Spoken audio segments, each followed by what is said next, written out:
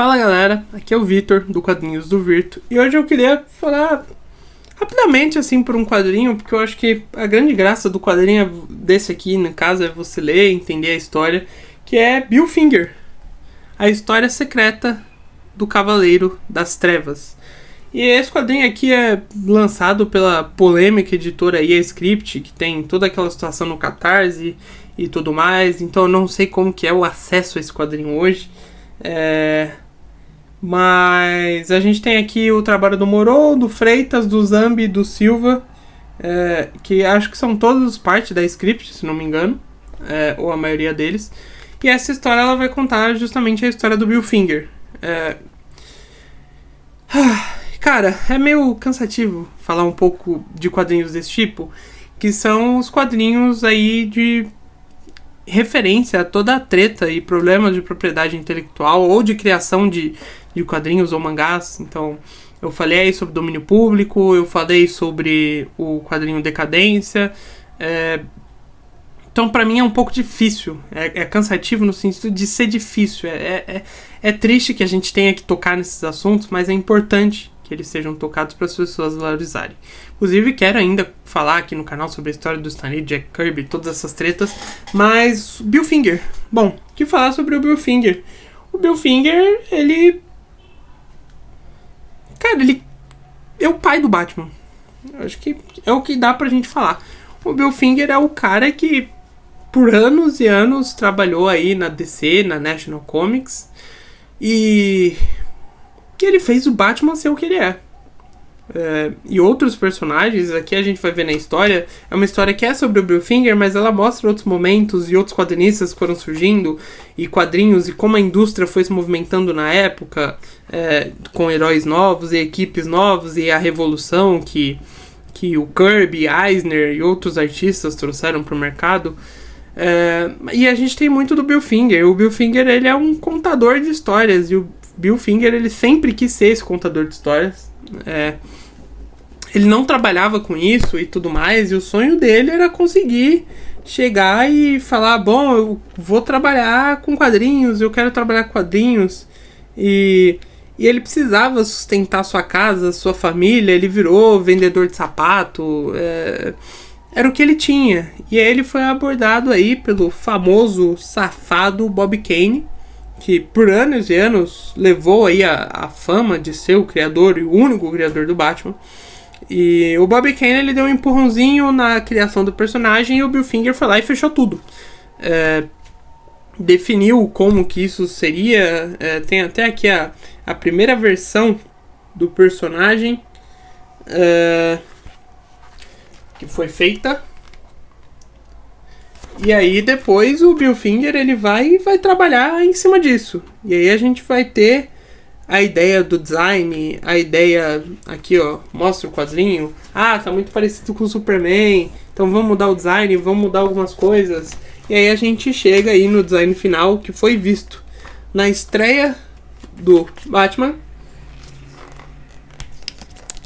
que é esse design aqui. E que o Bob Kane, ele toma toda aí o crédito, ele chega na editora: eu criei esse personagem e tudo mais, olha que lindo, e vamos publicar. E, bom, e as coisas vão assim. E o Bill Finger, ele não se importava, porque pra ele, o Bill Finger, ele meio que tava vivendo o sonho. Meio não, ele estava vivendo o sonho. O sonho dele era contar essas histórias, ele adorava contar essas histórias de super-herói, contar do Batman e depois de outros personagens que ele participou da criação. E muitas pessoas falaram: Bill, e os seus créditos e tudo mais? E ele falou por muito tempo: eu tenho o trabalho dos sonhos, então, eu vou cobrar crédito, vou cobrar não sei o quê.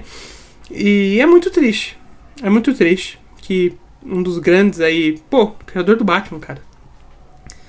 E a gente vai vendo toda a trajetória dele, como que a vida dele anda, como as coisas foram chegando, e como do céu ele foi ao inferno e bom,